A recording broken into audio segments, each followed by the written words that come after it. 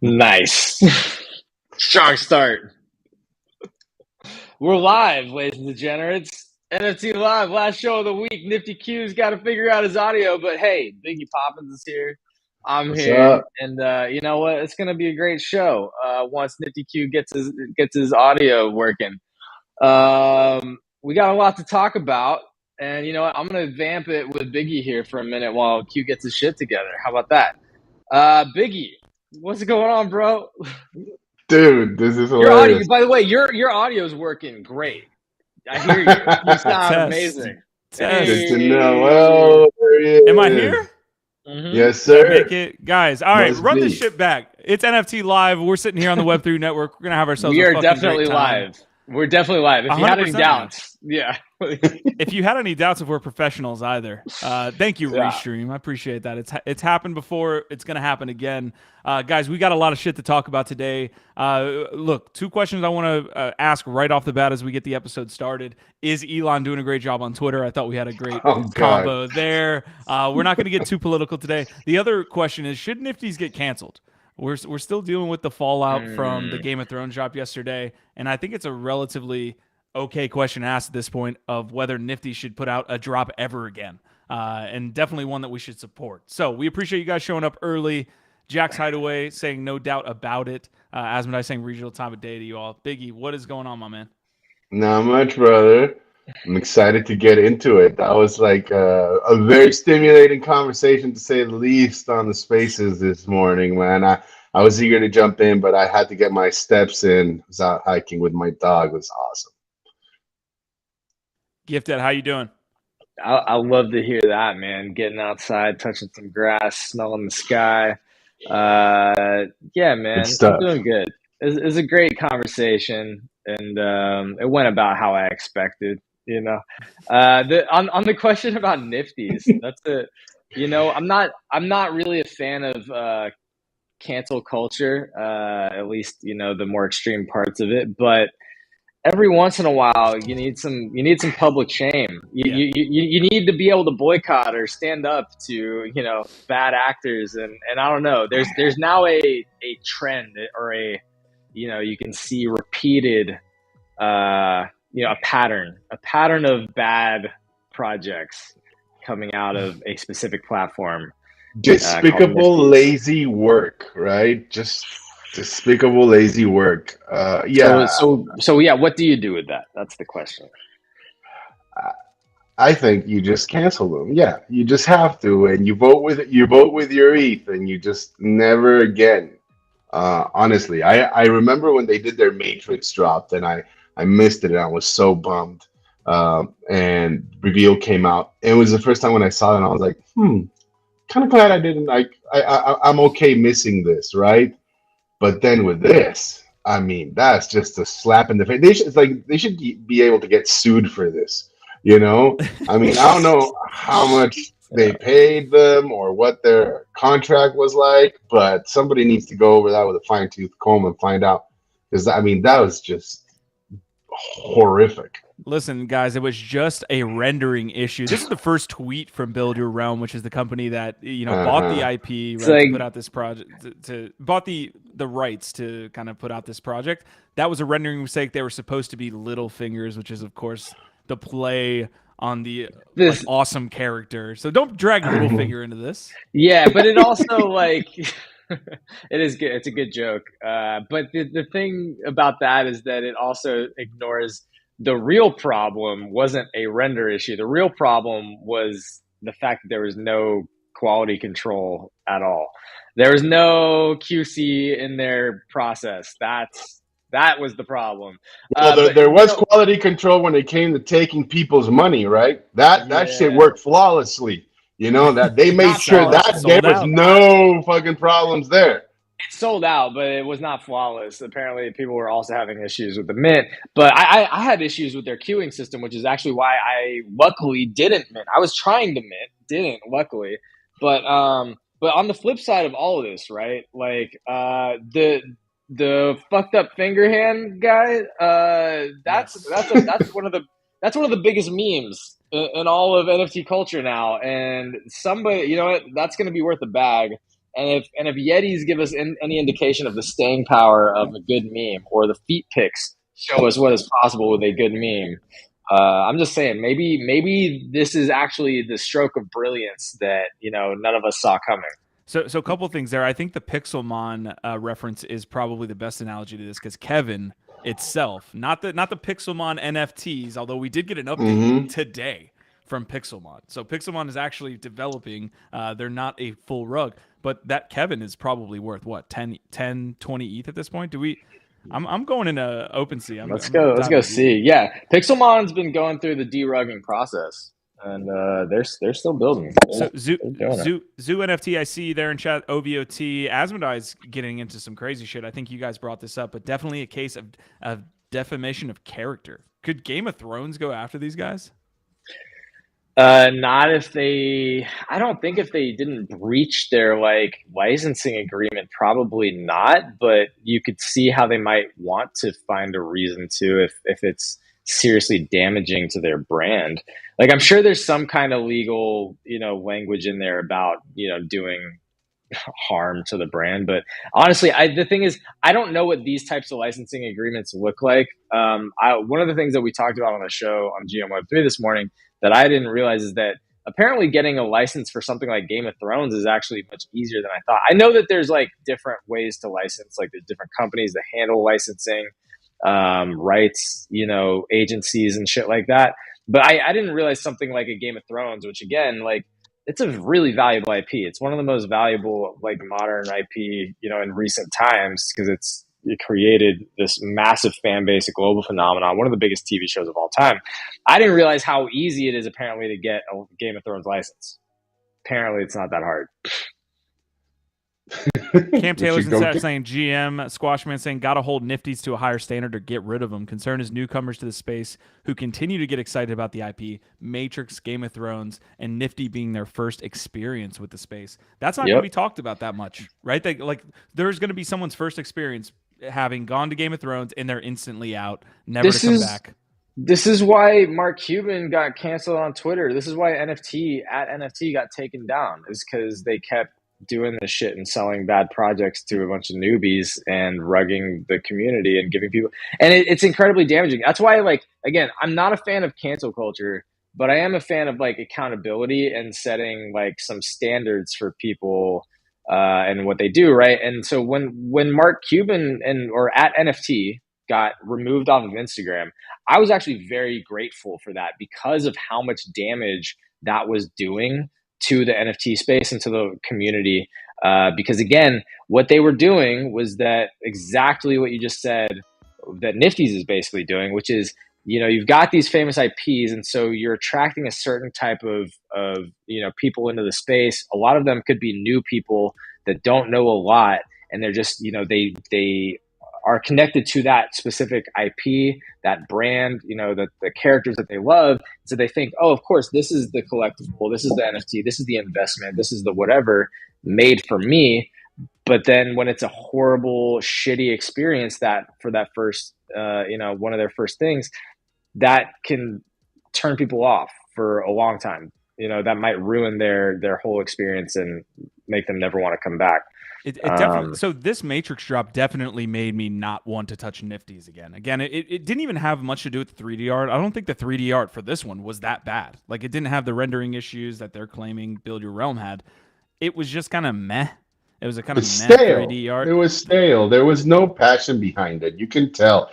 And I think that's the reason why most people should just focus on seeking out native brands, right? Native artists that are on the space, because these guys get so much attention because they already have all this backing and all these recognition, right?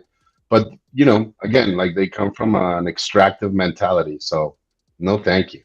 Yeah, we're going to be following Niftys here closely, because if they put out another drop, it's going to be heavily scrutinized. Also, the supplies on these are one of the reasons why at least the Matrix drop had that huge red flag, right? 100K at a time when there wasn't really any type of drops over 20, 15, 10. You had a 100K drop come from Niftys during the time that Matrix got released. So the other thing, one of the last things I'll say about this is maybe just stop doing 3D art. I not to say that I don't like it. Like I like it when it's done well. It's just if you're a brand trying to get into the space, the hit rate on this stuff is not high. Like the chances you fuck up are extremely feel like they're higher than if you just go with like a regular, just 2D manga or some other type of art, man. Well, and again, it's like you'd think that if they really cared to take their time and study and get into the space, like they'd understand this. And you'd think again, like even with their experience doing other drops like the Matrix one, that they'd maybe be thinking about it a little bit differently. But clearly they've got some kind of system in place, some kind of technology that they're already invested in, that they're just like, no, we're going to keep going down this fucking path. They're already like entrenched into a certain way of doing things, unfortunately. That's what it seems like to me. And it's fucking bad. It's not good, man. But I definitely agree that just in general, 3D art is not nearly as good. It just doesn't. The success rate, to your point, very low. We're jumping down a rabbit hole early, guys. We appreciate you joining us here early. Cam Taylor, Marty McFly, Zoo NFT, having this convo with us. The other convo that came up early in today's GM Web3 Morning Show related to this drop was the idea that work users or collectors, or I think the word was consumers by Andy James, versus investors. So Marty McFly's in chat saying Nifty, Flow, Wax, Vive, Recur are all dead to me. And to some extent, the reason that he's saying that is because all of these have had drops that really aren't focused on an investor or a collector that's learning or working to return value over time, or at least hold value. Nope. Like Flow gets lost in this. NBA Top Shot was the exact same. They just went full extraction mode and lost their whole community. All of these share something similar, and that's that they're using the licensing model where they're a step removed from actually owning the IP. They don't own the IP. It is not their brand. So the point is they care less, right? All of them are literally just using a model where they're a platform to license a bunch of different and just try and extract value from those existing communities.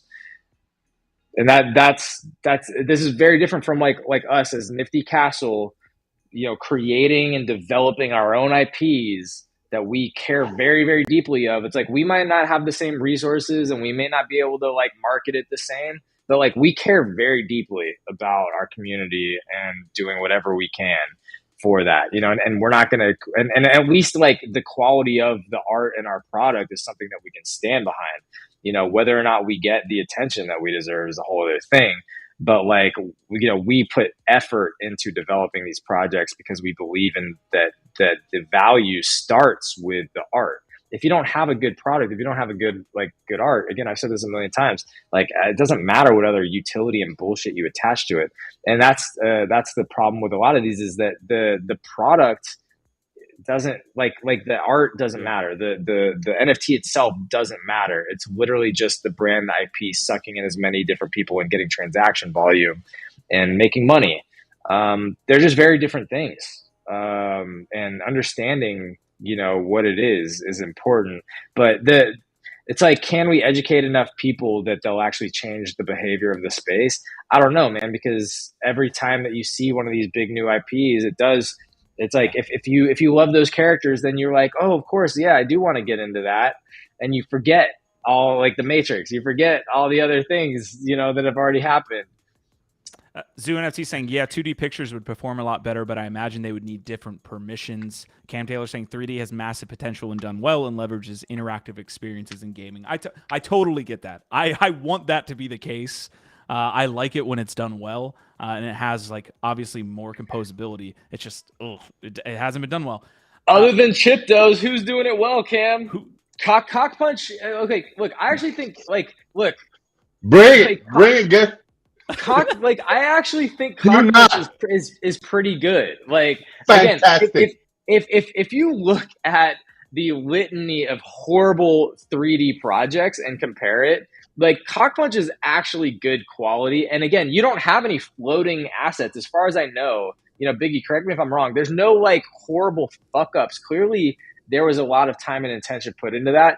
But even that, like, you know, doesn't have the same sort of impact when you look at it as some really high quality 2D assets sometimes. So it's just like they're different. But I do think Cockpunch is actually pretty good. Just wait until we get our 3D printed action figures. Like, you're gonna be astonished, Giff.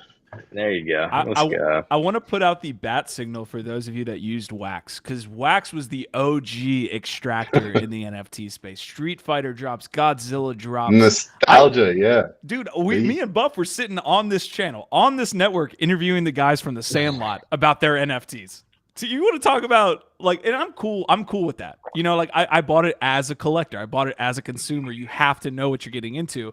But these were all, like, nostalgic brands that just wanted to come in and probably just make a little bit of money. So I want to put out the bat signal to all those on Wax. The reason Ronan was so knowledgeable about that is because we've been dealing with it since then. You know, since those days, we've been getting, you know, larger IPs kind of trying to come in here and do these drops. Marty McFly saying, dude, the last ELF episode from Cockpunch was so good. Did you all, has he? Who is this person? What did you do with Marty? I need to know. That is not Marty typing behind that avatar. Somebody hijacked his computer. I haven't listened to any of these yet. I need to go listen. Yeah, right. They're fantastic. They are. If Marty, fantastic. You know what? If Marty McFly is on board, then sign me up. I'm freaking there. Let's go. All right, yeah, Marty, I love it. We're getting started here on today's episode. I did want to link out, and I already have the Twitter link for today's NFT Live. Gifted, you were doing something interesting with some gifts, and some absolutely just wild. Wow. Mo Runda, please. I did not see some of these. Wow. So we have like a gift war happening. What's happening here? Is there an award for the winner? Yeah, absolutely. You earn my undying respect, loyalty, and love if you share the most ridiculous GIF and most whoever makes me the most uncomfortable by 100%. Yeah, share the NFT Live if you can share that in the chat. If you have any favorite GIFs, weird GIFs, uncomfortable, awkward GIFs, and you can share them in the link on that NFT Live tweet, share them in the comments. We're going to go through those like we are now. And whoever makes me the most uncomfortable will earn my undying respect and loyalty. Because, yeah, there's already some good ones. Love to see it. We're going to fly through quick news, of course. We have a bunch of like little mini pieces of news. The main topics for today, I mean, we already covered whether Niftys should be canceled. I think overall, none of us are going to get involved in any Niftys mint. What is the mint that would make? I'm not getting into that. Fuck that. It was Game of Thrones. Yeah. And then they fucked that one up. So at this point, here's my last. This is a lightning question. Answer in 15 seconds. Has there been a large brand IP like a Game of Thrones that has done well with a drop in the space? Can't think of one. I mean, the closest one that I think did all right was Jarritos, the Mexican soda pop brand. Like, it did well for a while, but you know, even that I didn't bother. Like, again, there's some stuff I don't understand. Like, you can collect, but then what's the purpose behind it? I don't. Fair. Yeah. I mean, it's tough to answer it. Thank you for attempting to. So, like, you know, I kind of tie the sort of the celebrity brands into this same conversation. The Bill Murray thing did okay, but then even like they like lost the money that they were gonna give to charity. It was also just a clusterfuck. Anthony Hopkins, I think, did all right, but again, but this is what's so unfortunate. Like we actually looked around the World Cup. We were looking at what the Budverse is doing, or the Budweiser. And the unfortunate thing, you know, or fortunate or unfortunate, is that actually I was like, you know what? If I'm comparing what Budweiser is doing here to a lot of other brands, I was like, let's give them some credit. This actually looks like they're trying to, you know, they're doing it on ETH. They're giving value back to their original collectors with new airdrops and utilities. They're doing some merch, and it's like, you know what? I feel like Budweiser is actually doing it better than the vast majority. And again, I'm not. Bar. It's a very low bar though. Like when you go look at it, it's not great quality. It's not super inspiring. You don't feel like this is going to hold value long term. Like it's kind of like the original cans are okay. It's like kind of creative. I like old can designs, but I'm just saying the fact that there are so many big brands and celebrities that have already entered into the space, and that you cannot like literally maybe Tim Ferriss, like maybe you're like, okay, Cock Punch has a chance of like, this seems like it's doing all right so far. Like it's actually doing pretty well. Other than that, okay, wait, the Art Gobblers, I mean, that's a famous artist like Royland, right? Yes. I mean, but that's also VC bullshit and like, you know, DeFi and like weird, and that crash, you know, it's pumps to high hell and then crash. So anyway, what's the point? The point is that as many Stoner brands and Cats. celebrities, Yeah.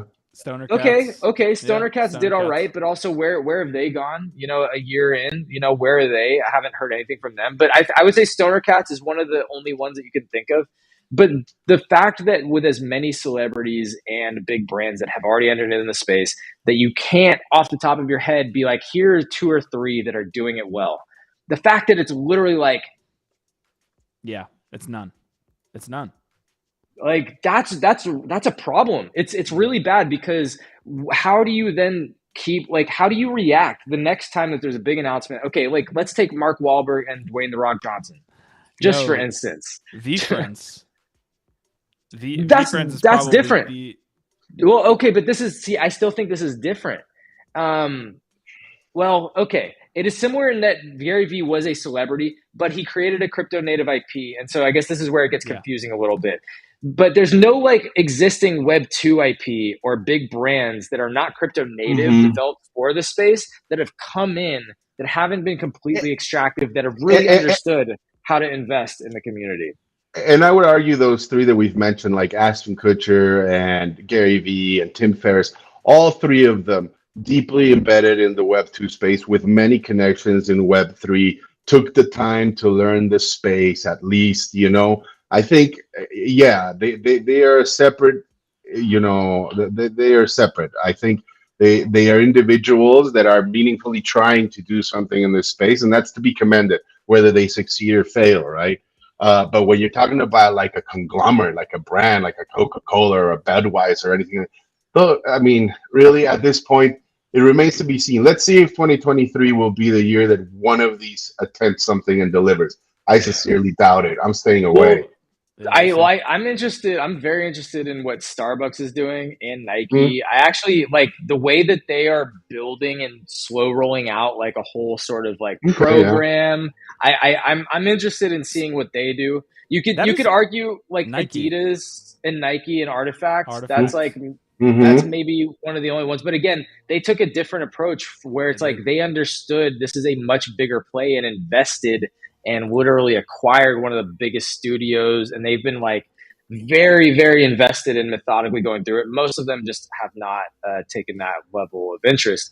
But again, here's the challenge that I see with this and why it's so problematic. Besides the fact that you're rugging a lot of people in the space, extracting a lot of value and liquidity, and you know, hurting maybe a lot of newbies in the space that then get bad taste. All of this said, it jades us to all of the other people that want to come in, right? Because we want to be accepting. We want people to succeed. This is not like we don't have fun. We were like covering I am the Game not, of Thrones. Yeah, I am collection. not.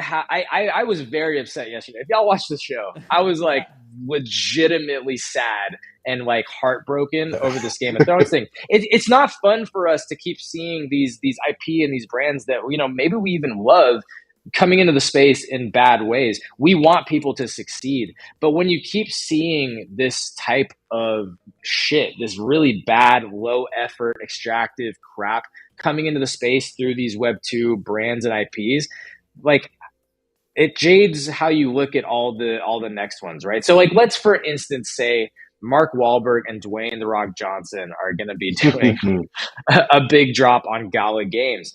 How do you feel about that, right? Like, given this context and the news that indeed The Rock and Mark Wahlberg are partnering with Gala, Well, let's hope they're not hiring like somebody like Niftys again. I know it's with Gala. Gala's pretty reputable, and I think like both of them do like to be very diligent in the work they put out there and they put their name on. So I'm hoping it's good. I'm still not like too enthused about it. You But know. neither of them have been in the space at all. Like I haven't seen either of them in any way talk about crypto or Web3. And so that to me is already a negative because it says like, okay, they probably just got some advisors telling them And it's what to gonna be a move, do. right? I think it's gonna be like in their medium. So I think they're like keeping it within their lane or comprehension, right? Like their area of comprehension. Squashman is saying yes. Was going to say Adidas with their ITM project, BAYC, G Money, Pixel Vault. Time has entered the space pretty decently with artist collabs and upcoming space shows with Robotos, Toy Time. Boogers. So okay, we Time's a definitely good one. I think we spent a good amount of time on that. We want to move our way through quick news as well, guys. If you can leave a like on today's episode, if you're watching on Twitch, Twitter, YouTube, if you're watching after the fact, we appreciate you very much. We're also going to be putting these out on Spotify. So Spotify, Apple Podcasts, we're going to start to have audio forms. We're going to be investing in some nice products so that our voice sounds super crispy on audio. So we'll be talking about that here shortly, fellas. But anyways, talking about a completely not extractive, completely additive when it comes to value, just like the beacon of the NFT space, Web3 space, and the values that we all talk about here. The Hasbulla NFT mint NFT profile. His actual profile is Hasbulla_NFT. It says 1 week till mint. Has bullish as fuck for what's coming. Guaranteed Hasbulla didn't write that tweet. But we do have Hasbulla in a McDonald's hat serving you a receipt and your credit card, which I can only assume means that we're going to be spending credit cards on whatever he's doing. Just a credit card that we have coming up on Flow, probably, right? Wait. Blown away. Okay, wait, what? I was trying to go down a segment there. We have a Hasbulla NFT announcement. But there's another mint. But he's doing another NFT project. People can't get enough. Q buys them all up. He buys them all up. I'm just sweeping Hasbulla whale. So, we're getting a Hasbulla mint. GIF? What's wrong with that? It could be a derivative. It could be access. Maybe you have to own the Hasbulla NFT to get access to this mint.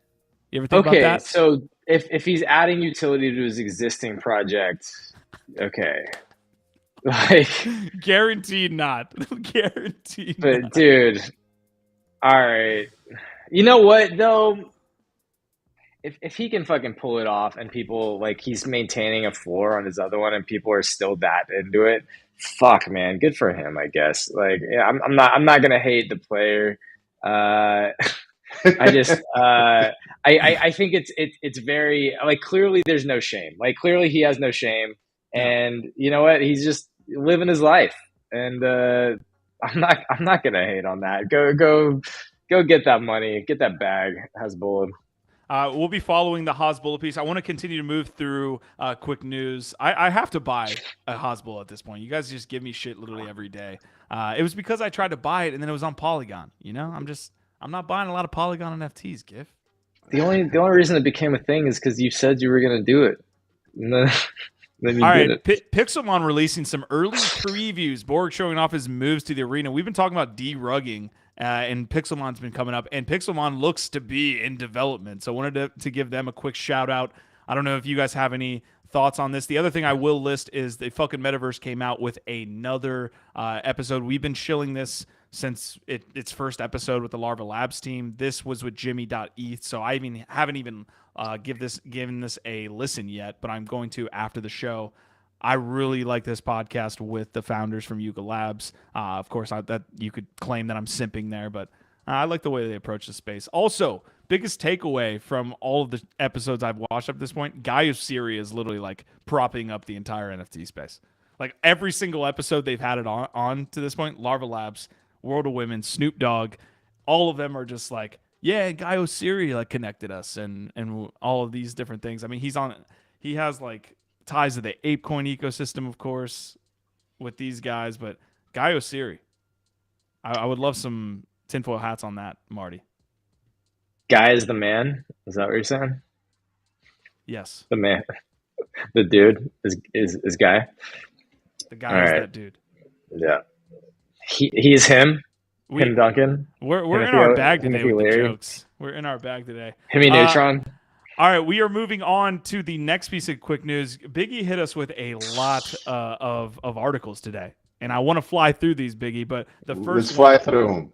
is Ledger launching Web3 game Cometh Battle via live app. Was Ledger like the wallet? Yeah, man. I thought this was super interesting, and it's nobody saw it coming. And I'm intrigued, Q, because it's not from what I understand, it's like not meant to be like a super complex game. You know, they're not. It's not meant to be like a super world. I'm thinking more something along the lines of like Snake, like traditional, you know, lightweight kind of like arcade type games to be playing on the new Ledger stacks that will be releasing shortly. Uh, but obviously, people immediately started postulating whether they are making a move to eventually, you know, become a much more robust gaming platform. Um, I found it. I mean, you know, going. We've been talking a lot about the iPhone, you know, iPhone, Apple, and their gated products, and you know how they're not being very helpful to the Web3 community. And to see Ledger come out with this definitely makes me perk up my ears. You know, like I know there's a lot of people that are not, you know, satisfied with the Ledger Genesis Market Pass that launched, but I'm very bullish on it. And if you follow Yin Carr and what he's saying, I think they will be delivering a lot of value to their holders as time progresses. And this just came out of left field.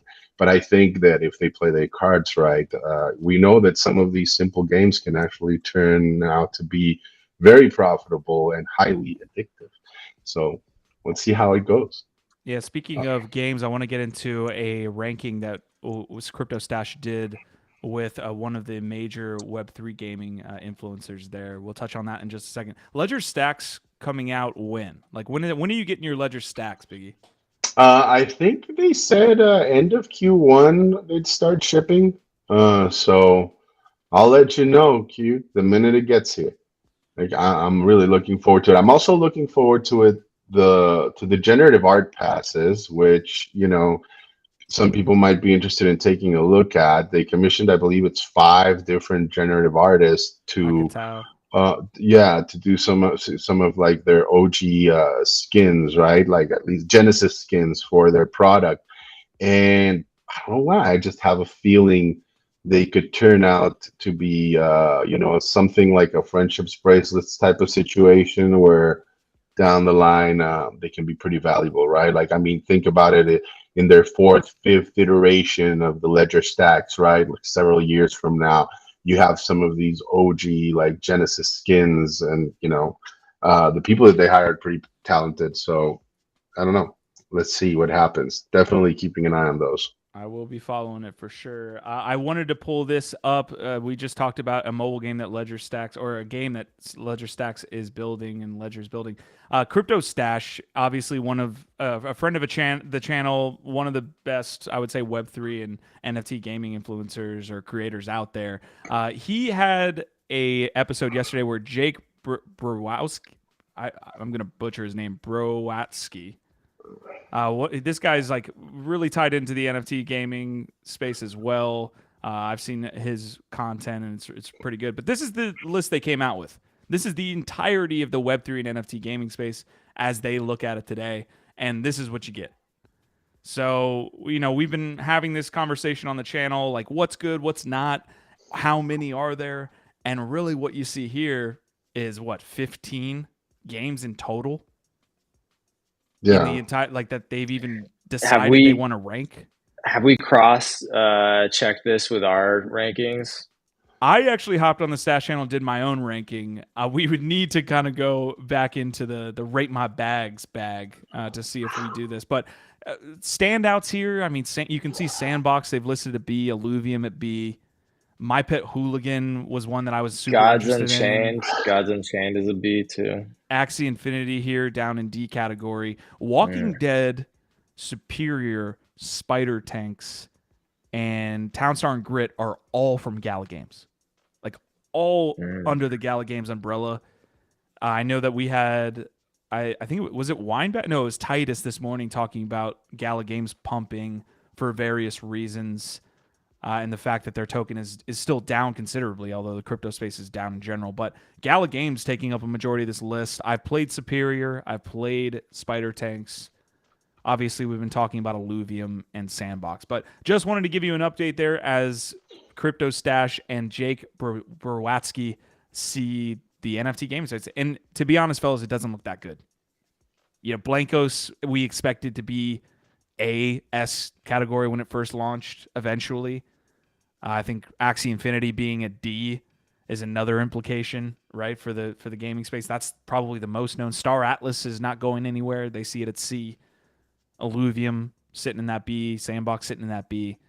So, any thoughts there? I wanted to kind of get to you guys that info because I know we've been talking about it here on the channel. Yeah, there's some stuff missing, obviously, but I don't know. What's missing? Well, first of all, Avalanches. Where the fuck are my Avalanches? God damn it! Like, oh, God damn it! Pisses me off. But yeah, I'm trying to go through my list, but I'm sure that we had a few more than just this. There's some on here that we didn't even have. Like, I'm actually not super familiar with most of the A tier here. I mean, that's one of the interesting things to me is like apparently, like I know of Spider Tanks. I've heard of Big Time. I obviously haven't been as like specialized or focused on NFT gaming as you are, Q, or I'm more into the NFT art side of things. But the fact that like I don't even know what most of these are or haven't even heard of them, to me is also a problem, right? It's like for somebody who's as active in the space like daily and just don't even know these or know anybody who's playing any of them, that to me is a huge issue, right? Because it's like if you've got some of the best games in the gaming space and some of the biggest game franchises, like you've probably heard of them at least. Like you know what I mean? It's like even if you don't play them yourself, you might know a friend that's like playing these games, that loves these games. Like Mirandus. Do you know anybody playing Mirandus? No, I don't. To answer your question, this is Jake Berwatsky playing, I believe, True Grit. Or Grit. Grit. Yeah. All right. I mean, we don't have to spend too much time on it. Again, I wanted it to be quick news, but Cam Taylor's saying right for disruption. So at the same time, this list is kind of depressing. You have an opportunity, if you're an investor, if you're looking to get into, kind of a gaming publisher, an existing big gaming publisher. Exactly. Yeah. Like, save us. I'm assuming that no one here that's listening is like the head of a Blizzard or potential competitor. So from you don't know, Q. You don't know who our audience is. From my perspective, what we're getting here is an opportunity if you're looking to get in from the collecting and investing side. There's not a lot out there, meaning that it's not a saturated environment, and that's where a lot of the outsized returns are found eventually. All right, Treeverse, Zed, Run, Human Park, Lost Relics, Left Action House saying so many games are missing, and Santino saying Jake is a Gala ambassador. So take what you will from that. All right, we've got it is. Follow the money. We've got Amazon and Avalanche. What's going on with Amazon and Avalanche? Man, massive news again. Like we said, not maybe too NFT related, but again, another behemoth hedging their bets with a particular protocol, this time Avalanche, for their AWS infrastructure. We touched upon it earlier this week, and I'm really happy to see Avalabs like start making some serious biz dev moves because we need it. It's really good. It's really good news, especially in like a short time frame after the Shopify, announcement. Clearly, it seems like either they've been like holding off to the new year, like they've been working on a bunch of stuff, holding off to the new year, or they just realized, hey, we gotta start fucking talking more because like everybody's forgetting about us. either way, they've clearly been working on some big announcements, and it'll be interesting to see where these two big ones go, because obviously Amazon and Shopify, these are two massive partnerships. It seems like right now Avalanche is going more of like an infrastructure direction, which is great.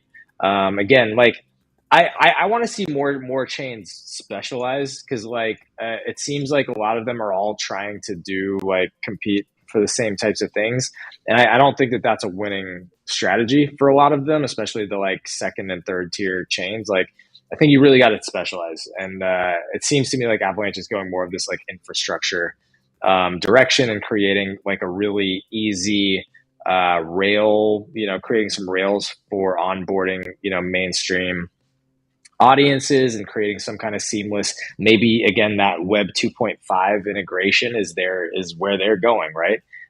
They might not be like the hardcore Web3 decentralized, decentralized maxi chain. That might not be who they are. They might be a Web 2.5 solution, and that's okay. You know what I mean? The conversation around AWS and IPFS as it's related to NFT storage and decentralization is an interesting conversation too. We were praising AWS, which is this like centralized attack vector for everything that we're trying to do here. We're saying everything needs to be ownable by this, that, and whatever, and then everything is kind of propped up by AWS. So, especially when it comes to what's DeFi, that's probably more important. But yeah, I rest my case. Well, in our existing world, as we are, working to move towards a more equitable and decentralized space, we've been in Web 2 now for 15, 20 years. The infrastructure that exists, that so much of our daily modern lives are built on, all of this technology that we use every day, is all very centralized. So you can't just, it's kind of okay, let's use what I think is an interesting analogy here for a second. It's kind of like the oil industry, oil and gas, right? We all understand the current problems that our environment faces, and that we existentially face if we can't move off of oil and gas. However, you cannot just flip a light switch or flip a switch and get rid of it. You can't, because so much of the world needs it.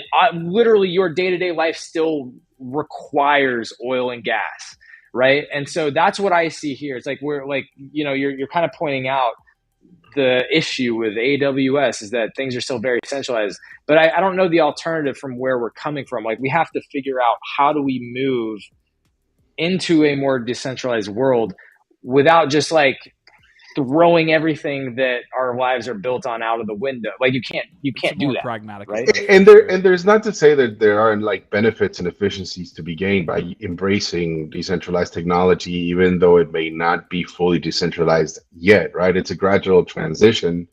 And I think in a perfect world, yes, we would love everything to be decentralized. But I think it's important to realize that some stuff just won't be, right? And that's okay. As long as it's backed by, as long as the majority is backed by decentralized infrastructure and technology, I think you just have to embrace the possibility, the inevitability that not everything is going to go our way, right? Yeah, in our favor.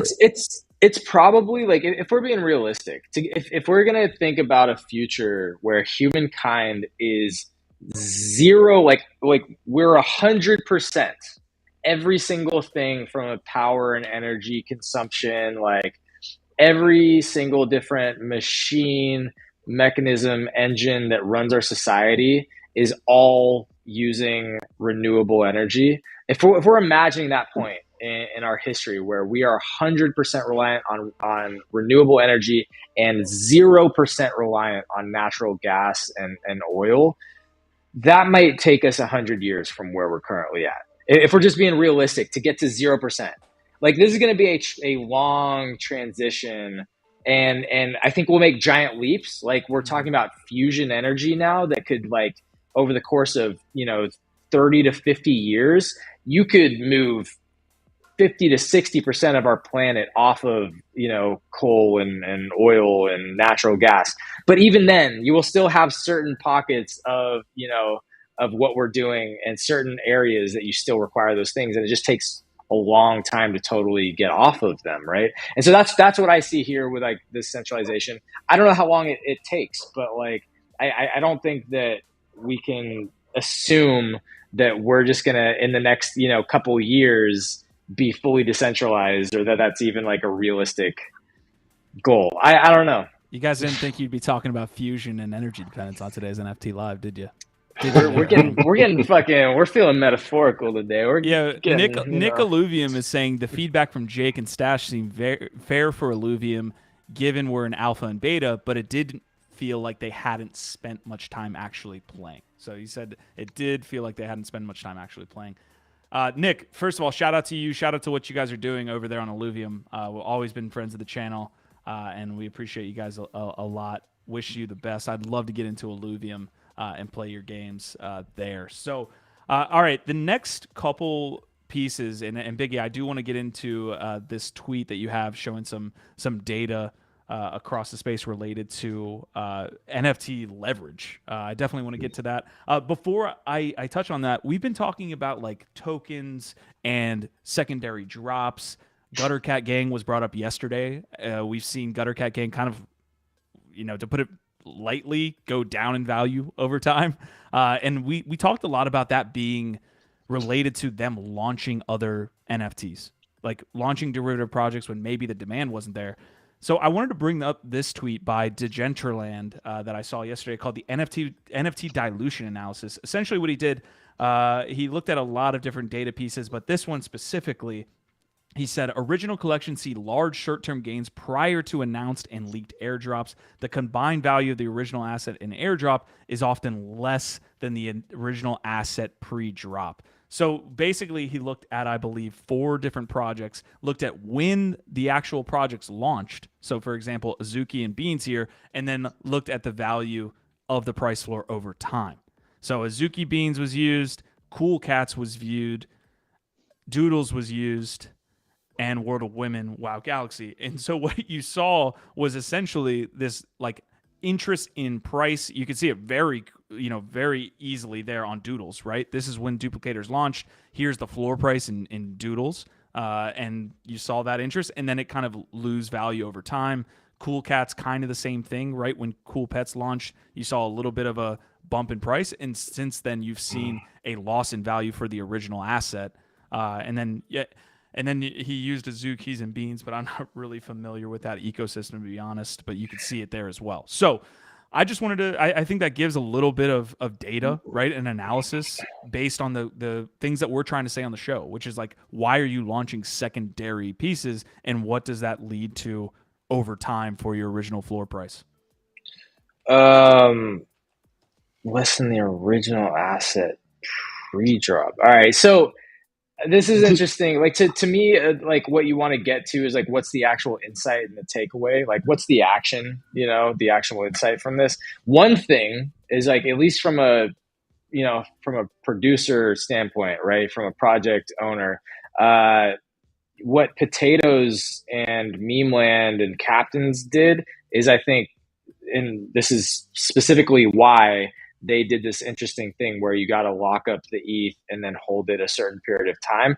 Because if you go look at the Potatoes floor post Captain's airdrop or, post the mint, it's actually holding. It's at like, I just looked, it's like 2.3 ETH on the Potatoes right now, 2.35 ETH floor. So it's actually looks like it might have been a pretty successful mechanic to add in that kind of additional expectation and sort of like a holding window in order to guarantee that you get that airdrop, so that it reduces, the people just flipping mindlessly, just aping out real quickly as soon as they get their shit. So that's one potential takeaway from a producer standpoint, is doing more things like that.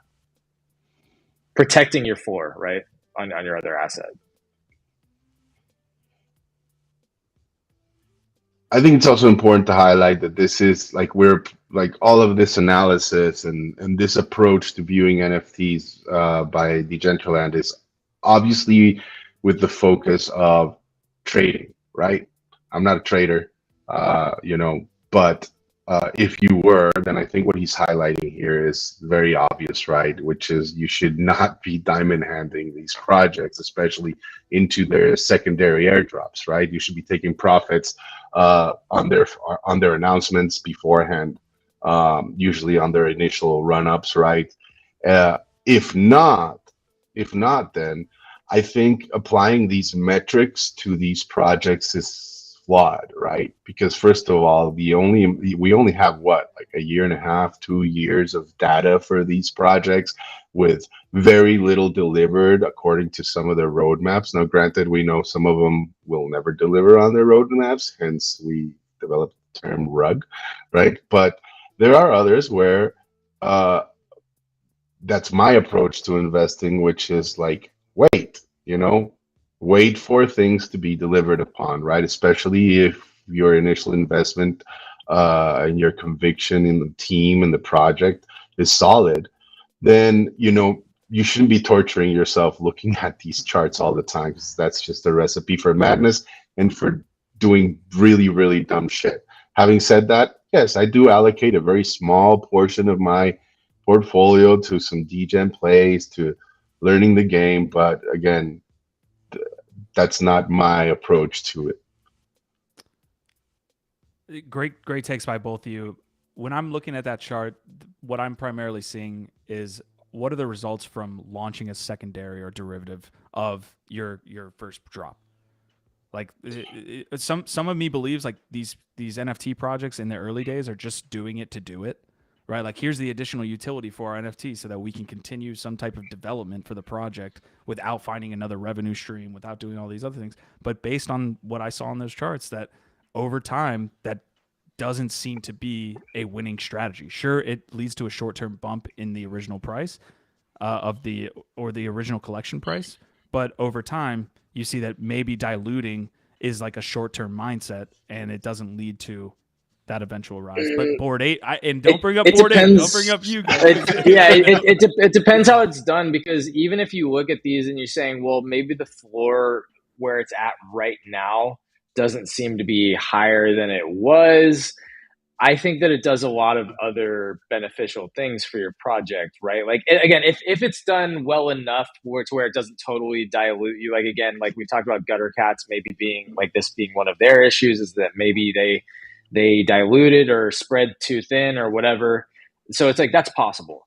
But if you do this well, some of the other things that it does is it expands your community and gives you more economics, right? So more secondary, more primary on, potentially if there's a mint, or at least more secondary volume. And again, you've got more people in your ecosystem. Those assets can be driving some kind of revenue for you for decades or forever, potentially. It builds your brand out, builds your lore, and it establishes you more as an ecosystem than as a one-off project. And again, if you've got multiple projects now that are all sustaining some kind of floor or have a high level of volume, that adds you into a much higher tier project than a lot of others. Yeah. But also, I'll point out, like on those, most of them, even if like the floor isn't where it was at a certain point on the original assets, even if it dropped back down, most of all those projects are still holding a solid floor. And I think, again, part of the reason why is because you say, this isn't just a one-off project that isn't doing much. Hey, look, they did this other airdrop. Hey, look, it's a bigger brand. It's an ecosystem. I'm in a bigger community. I see the potential here. I see the work. So it's like, I think the value of doing it is much higher than just look at the immediate floor price. Yeah. Just the fact that they're holding a solid floor price can in part be because of a successful airdrop like that. I don't want to keep bringing up Gutter Cat Gang. I think there are great examples for everything that we're kind of looking at, but like Gutter Cat Gang, for example, I think went too far in that direction, because you're saying like it grows the brand, it gets more volume for the project, all these things, but it's dangerous if you alienate your current community by completely losing like like if it falls out the bottom, your community is going to be like, I don't know if I want to be here, because we have that investment mindset. Or if you just keep expanding quickly and you can't support all of that expansion, and also along the way do it in a way that doesn't feel great to the community, like continuously asking for new mints or just things like that. Like, yeah, it's got to be done really well. Love it. Love it. All right, Biggie, give me your take here. NFT leverage. So obviously, like this is using a Twitter thread, and I would love to get into some stats if we have it. But what is he saying? 68% total value here, lock total value. I think it's just degenning, right? Like we mentioned previously, this time it's Ceres talking about it, which I think legitimizes our take. Highly respected member of the space. He is a very successful trader. His whole approach to it is not spreading yourself too thin and focusing on like a handful, like one or two projects that you know intimately, like the back of your hand. I don't know why they ever said that. I couldn't tell the back of my hand from somebody else's, but he notoriously traded his way from like I think 1 Ethereum to 100 and some.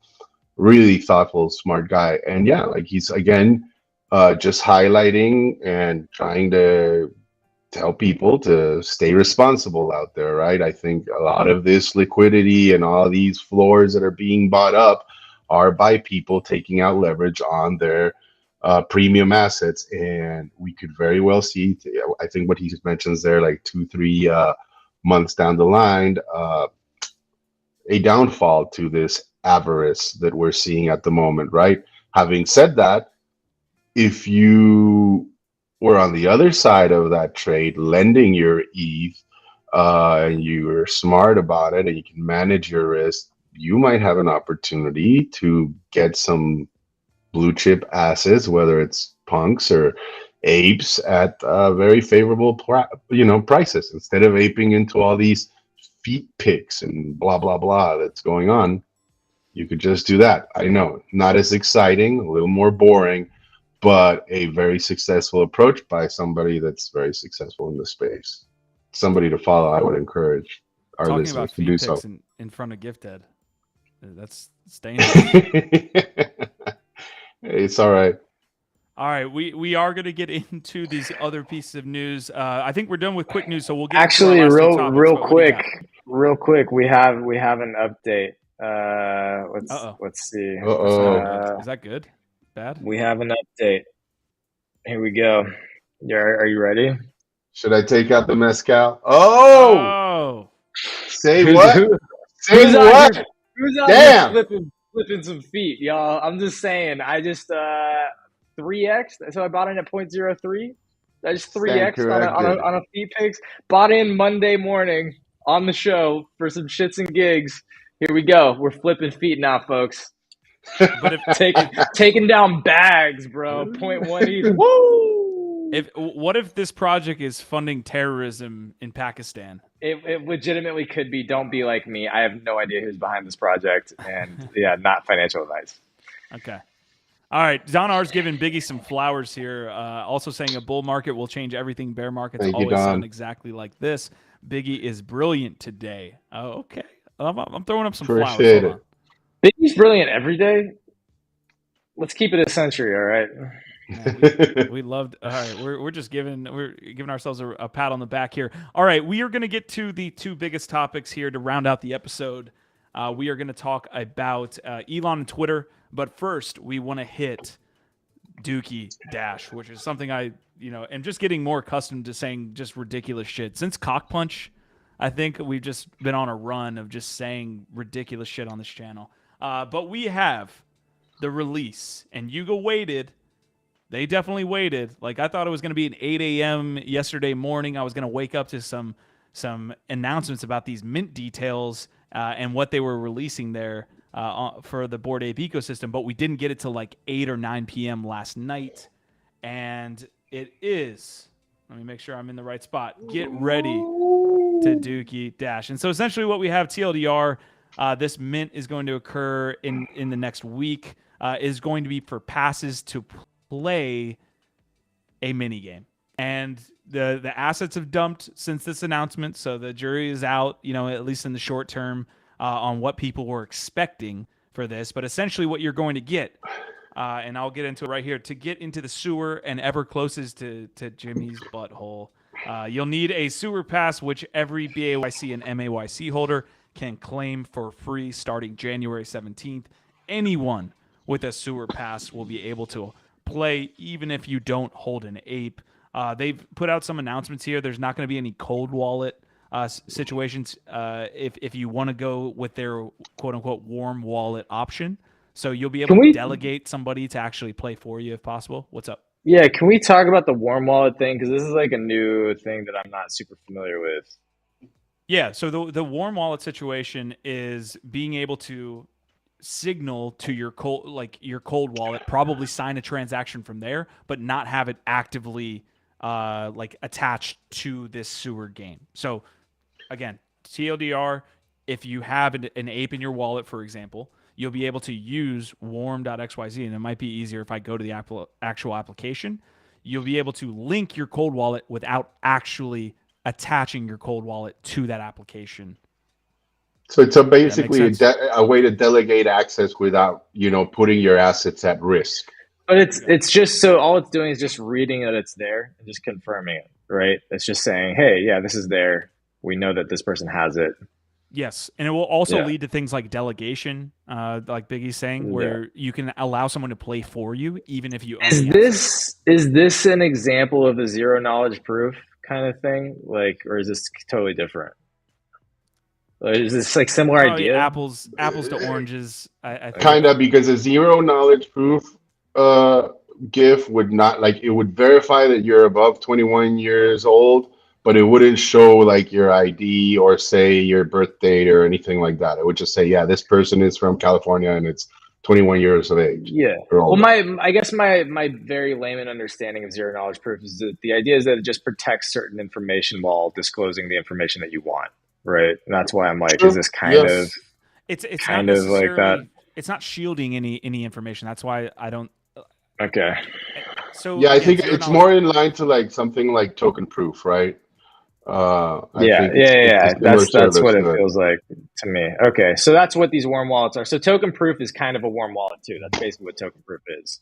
Mm-hmm. So this term of a warm wallet is basically just a way to verify without adding in the extra layers of risk of doing a direct connection to your assets.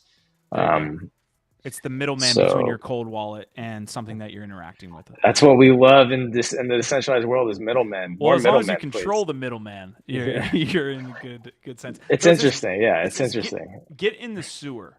On January 8th, the sewer opens, and there's a lot of crap in there. The hole in the space-time flooded the sewer with powerful cosmic fragments. This is a skill-based mint. The longer you survive and the more fragments you pick up, the higher your score and greater your reward. So there's the play window. You'll get 3 weeks to play as many times as you want. Players will be rewarded based on their performance in the sewer. When the sewer closes, the leaderboard freezes. After the scores are validated, eligible sewer passes will prepare for the summoning, and the highest score gets the key. We'll continue through this, but I want to stop here, Biggie. I am not the biggest fan of skill-based mints. And so they mentioned that term. I think it's a really accurate term for what's happening here.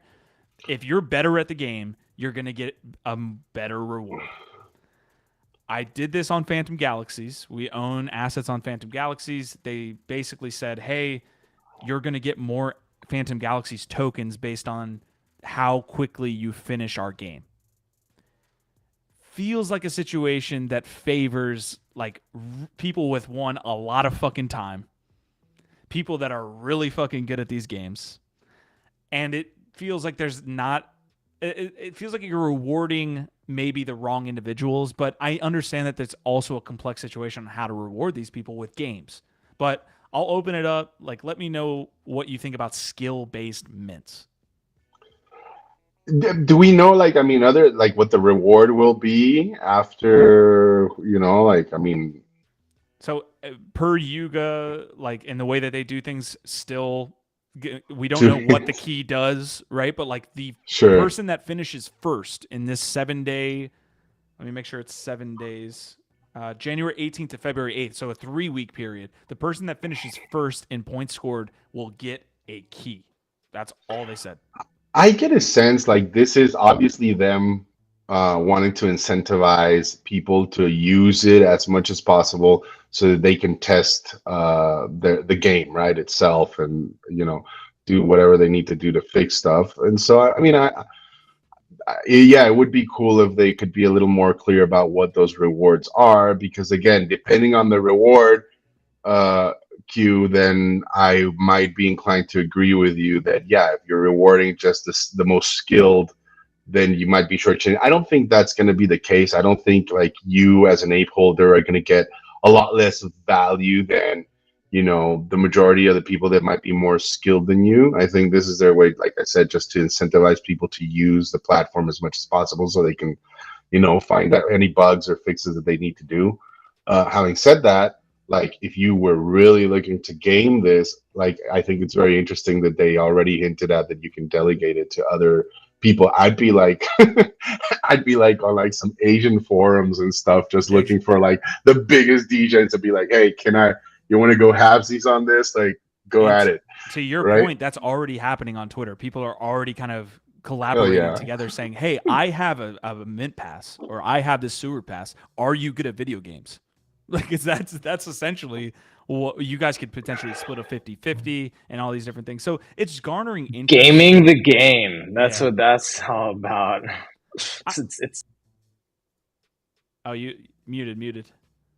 The game within the game, you know what I mean? But I feel like if you didn't have that ambiguity of what the price is going to be, and you didn't have that incentive to compete, to be online as much as possible, gathering all this junk, then maybe you wouldn't get the same like intensity and amount of gameplay that Yuga's trying to garner in order to do whatever they're looking to flesh out in their world. I don't know. It's interesting. Over the competitor, so the competing other like process that you could go about this is just like farming, right? It's like time spent in the game. It's not skill based. Like someone could potentially come in here, play the game once, and win the game. Like win, you know, quote unquote, be the number one so that they get the key. The other way to do this, and games do this all the time, they reward the people that spend the most time in the games.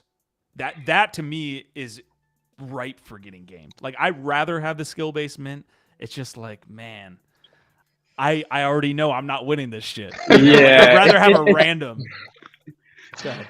Yeah, it sucks for people like us who are probably not going to be the ones grinding it out and winning this type of stuff, but also you understand why they're doing it this way, right? It's more equitable and egalitarian than a pay to win situation, certainly. And again, it does encourages engagement and people actually getting into and really spending time with the brand, the IP, you know, the game that they've developed. Like, play the fucking game. They put effort into this shit. They want people to play it, so you got to incentivize that.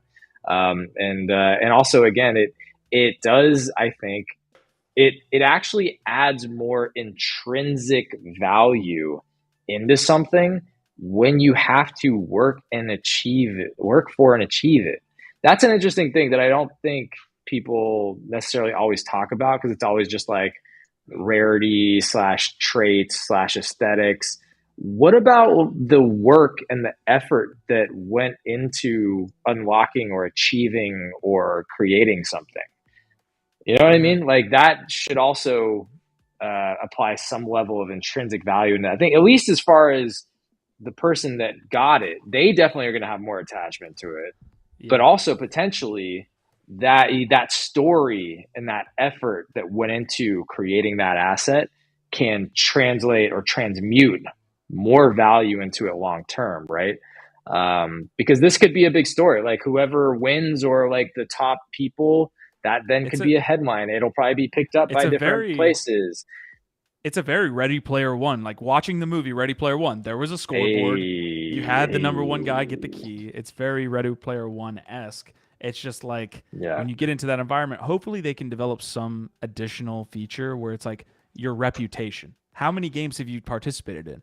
You know, that's something that someone that's not a skilled gamer can actually have a chance at winning, you know? So I want to get into a little bit more of the details before we move on. There was an ApeCoin utility piece to this as well.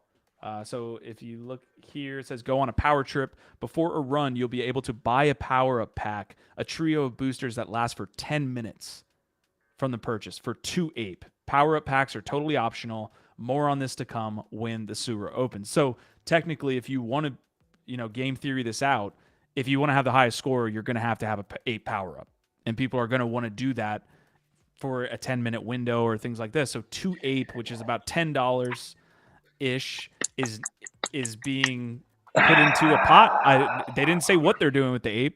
I don't know if they're burning it, but it's utility. It's utility, and it's showing the possibilities and how they're going to be using the ape coin in everything they fucking do.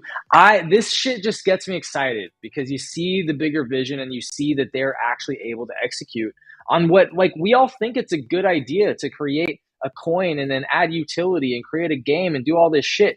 They're fucking doing it, man. And like, this is just exciting because, again, it's more ways for people to use ApeCoin, gives more people reason to have it, to hold it, to spend it, to get excited. And again, all it does is show the versatility within a team and an ecosystem. And, with execution like this, all the different things that they're going to be able to do with this coin in the future. Yeah. Biggie, you were laughing there. Well, no, I was just like looking at Gift's faces, like as you kept talking about it. It's just like, oh my god.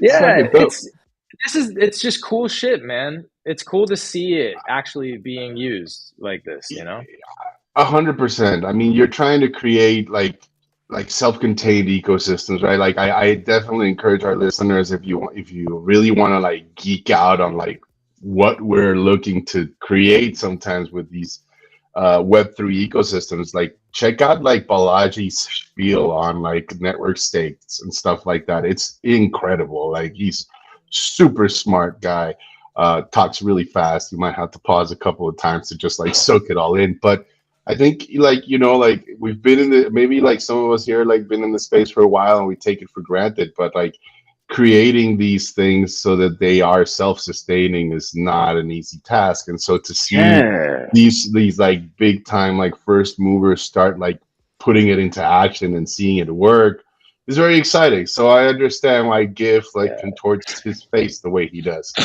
And I enjoy it. It's funny. I want to get to some FAQ stuff here as well on the sewer, that what they're calling again Dookey Dash. Here, so not the first time I'm gonna say that.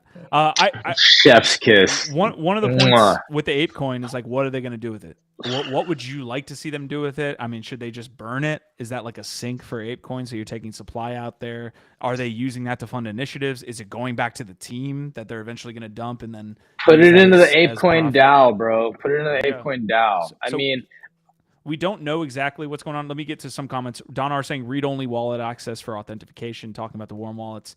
Nox Darkness saying, at my age, I have no gaming skills, so a skill-based mint is not attractive to me. Jax Hideaway saying the same thing. Same here, Nox. I'd rather stake to a great player or grinder. Go ahead, Gift. Did you have some? Yeah. Yeah, like Biggie was saying, just to like kind of wrap up that whole thing, it's really, really hard to do these big, like, to build your own economy and then sustain and grow it like this. It's not easy. And we've seen that play out. And so to see a team that is actually executing and doing it in a sophisticated, nuanced way like this, it's not just like, hey, we got a token and you have to wrap it and then buy a new asset with it. It's like, no, this is a little DLC that plays into a game in a very specific way. And if you use it, it might help you do XYZ, but you don't need it. It's optional. So you can still participate without it, but it's also fairly priced. It's not like overpriced crap. It's like you can use it multiple times if you want to power up and see what it's like. Dude, this is just way more sophisticated and interesting than most other shit that's ever been done with these tokens so far. That's what's exciting. And that's really it. I love Twitter. We have Null.eth apparently putting out his application for being a delegate gamer here. Unemployed, no pets, no girlfriend, no wife, no social life, no obligations, no responsibilities. 18 hours on, 6 hours off, reliable and a long-term holder. Also has major experience as a RuneScape, Halo 3, and Call of Duty player. This is brilliant. Dude, DGen is Twitter. DGen, like literally, this is like where you start to see DGen becoming a fucking job. and that's fucking amazing. That'll be fucking hilarious, right? What do? YouTuber, you degen. What the hell is that? So shout out Samwise Pro the Blind. degen. Samwise the Blind was the first person that I ever heard, like, early 2022 or some point, whenever he had to fill out paperwork, was just literally putting himself as degen. Like when it asked, like, what's your title? What's your position? What's your job? He's just been filling out degen for the last Does this mean 2 years. we're gonna like have like the FOMO Olympics down the line, something like that?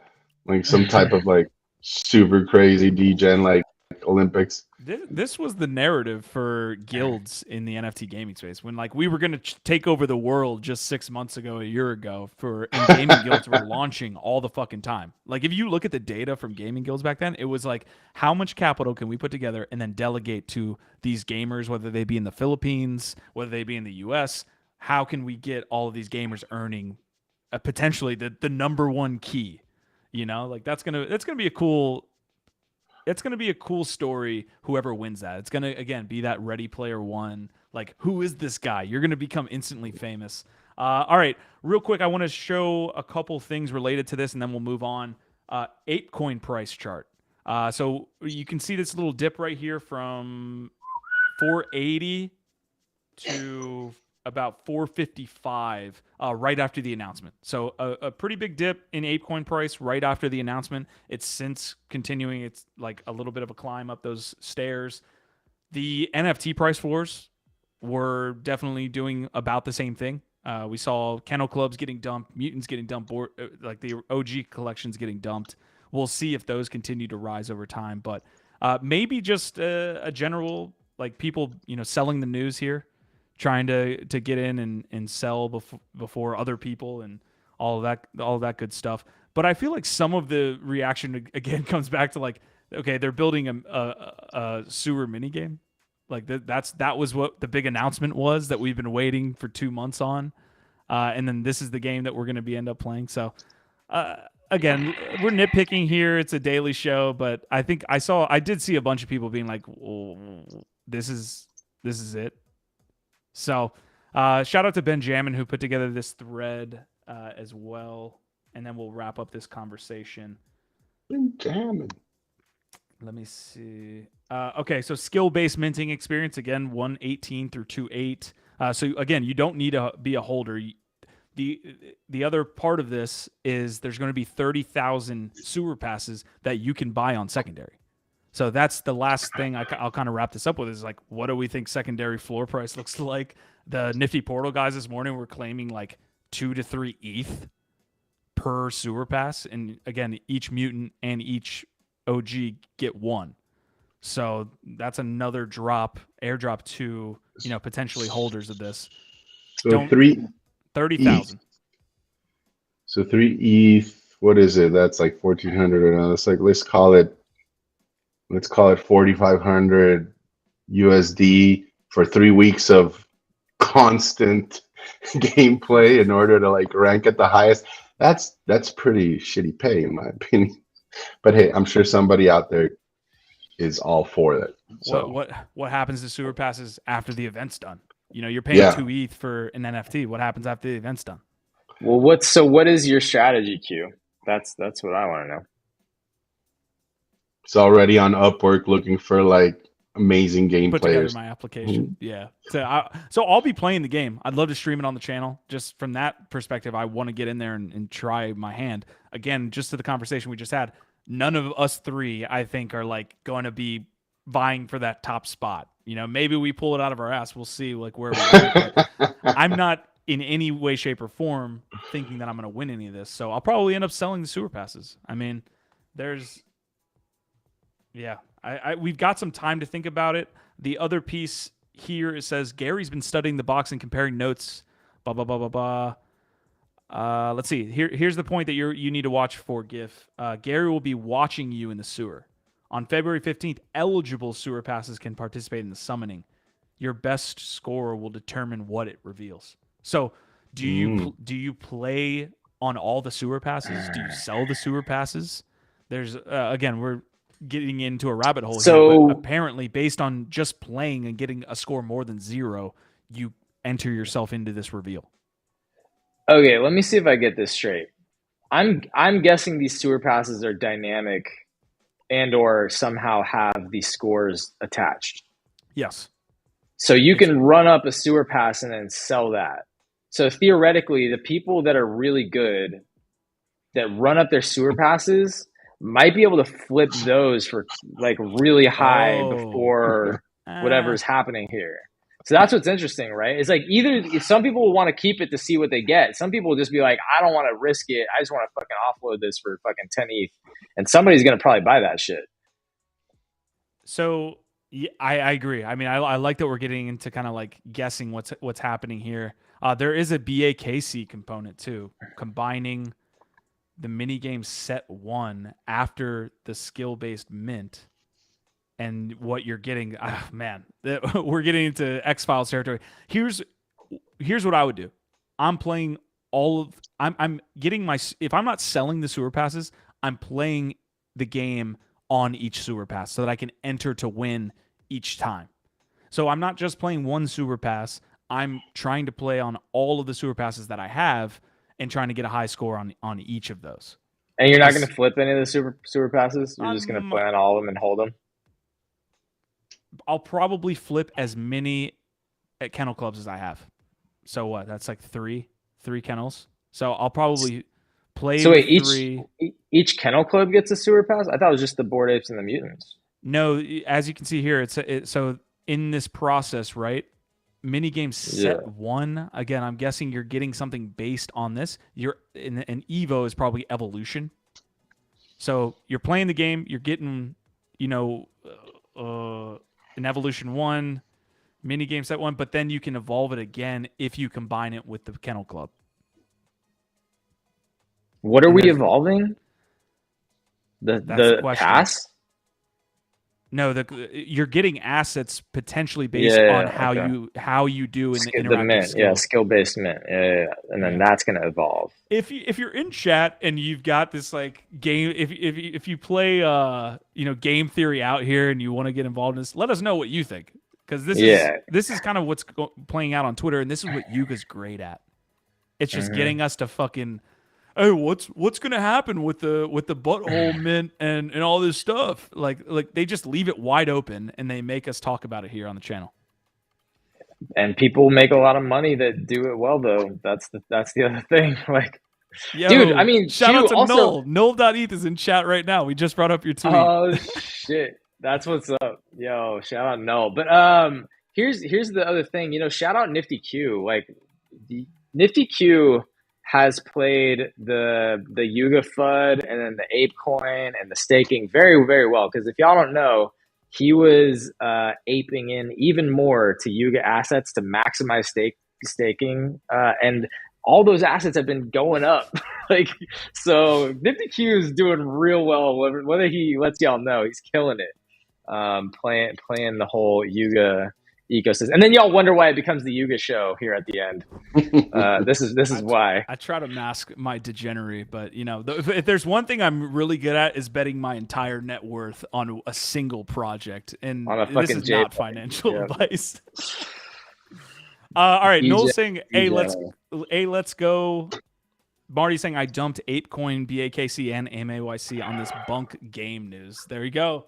Old Marty's back. Let's go. Old Marty, let's go. Where's my wrestling bell? Hold up. I'm just kidding.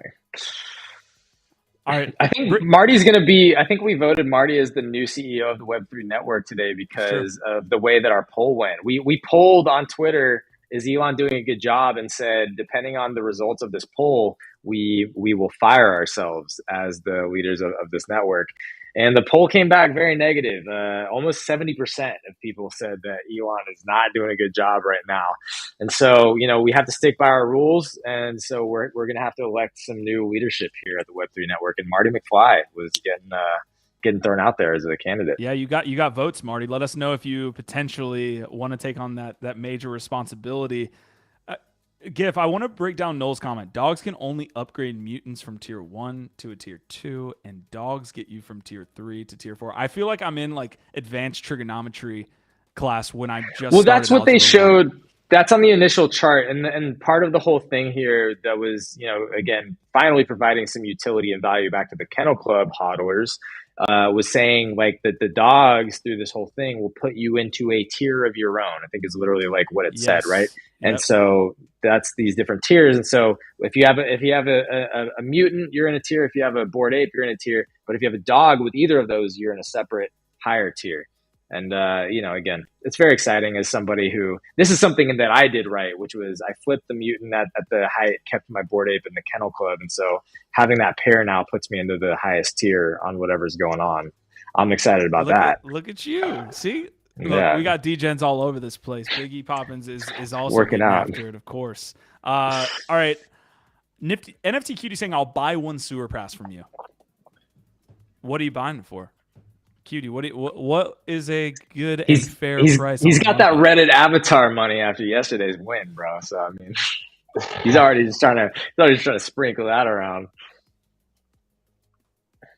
All right, we are going to wrap up this Yuga conversation. Obviously, we're going to be following as the January 18th date approaches for this game. Should be fun to watch people play a mini game. I will back Marty on that. It's like it's not world changing. It's not the other side or anything like that in that first trip that we took with them, but it's I don't have many negative things to say. It's just what I'm a little bit surprised how quickly my feet pick sold, but the floor is up to almost 0.12 now. So you could have held, is what you're saying. You know what? I had a feeling it might keep going, but you never know these things. And so I said, fuck it, I'll take We know you have a whole freaking slew of fucking, feed pigs still to sell. We don't talk about that wallet. We don't talk about that wallet. No, that wallet we don't talk about. That's no, I just bought one for shits and gigs on the show to do it live, and I put it above floor price because I thought it would keep going up a little bit, but it flipped almost immediately, and it keeps going up. So, maybe NFA, y'all, but feet are hot. Feet are hot. Right you might have missed like some utility pieces for the feet, dude, or some other drop. We could have had some like derivative drop. Jesus. All right. Yeah. All right. Well, GIF we don't need to see that. 100% not. A GIF, I'm not bringing you back up on stage until you get your feet down. All right. Nobody wants to see that shit, man. Okay, we are. I had to celebrate my flip. It's like my only flip this week. So you know what? I feel like that's the only way to celebrate. You're flipping JPEGs, flipping your feet up on stage. All right, I'm getting brain farts here all over the place. So that's probably time for us to leave. We're at an hour and 38 minutes. I wanted to get to Elon and Twitter. Certainly, that's a rabbit hole conversation. I'll give it a lightning round. Biggie, Gifted. What would you rate out of 10 Elon's first month or two on the job? Sure, not great, not 7. I don't know. That's generous. Holy shit. He's just like, get me out of here. Yeah, I don't want to I give it a 5. Okay. He's coming in, he's shaking shit up, he's trying to move fast, and he's taking no prisoners. And it's also too early, which is why I'm not going to just totally say it's horrible. But clearly, he's not doing great. So I just give it a 5. 5 out of 10. Okay. Need more data, but not going great. I'll go with the up to this point. I would say 4. I feel 4 or 5, directly attacked by his 6.9 solid ranking. NFT Cutie gets it. It's not my content. It's the fact that he's shadow banning me. That's what I'm saying. It has nothing to do with the actually, you're right. Let's give him a fucking 2 because this shit's the lack of engagement that we're seeing on Twitter is insulting. That's what I'm saying. Frankly. All right, Big Gifted, I'll give you all the last word. I do want to say here, I will be having an episode tomorrow with the CEO of Metaverse and Tiny Rebel Games. So we're going to be talking about AR, augmented reality, and VR. She has a lot of experience there. Metaverse is going to be an augmented reality NFT project. They've already launched and they're doing a lot in development. But I'm interested to talk to Susan about AR. Right, we've been talking about that integration here into NFTs and Web3 for a little bit. So I'm excited to talk to an expert. That will be at 1 p.m. tomorrow. No NFT live, of course. But thank you guys for tuning in. I appreciate y'all, our Vibe, our tribe. Let's go around the circle here. Biggie, you got any last words? Not much. Just please enjoy your weekends. Remember to go outside. Unplug. It's only healthy. And we'll see you here next week. It's been a great, great week. I think we're in for some fireworks next week, too. So see you then. Heck yeah. Appreciate all y'all, our Vibe, our tribe. And yeah, we'll be back Monday with more GM Web3 on the Twitters, more NFT Live on the YouTubes. We're working on this new pilot for the new show. We haven't even said the name yet. We gotta tease out the name. We gotta announce the name at some point, but not yet. We're very excited. I'm working on figuring that out and getting that pilot up in the next week or two. That's it. I don't know, y'all. Another big week. Love you, Biggie. Yo, we appreciate you, Biggie. We appreciate Ronan. We appreciate all y'all for hanging out with us. And yeah, have a great weekend. Absolutely. Thank you, Our fellas. Vibe, our tribe. Later, Biggie. Peace out.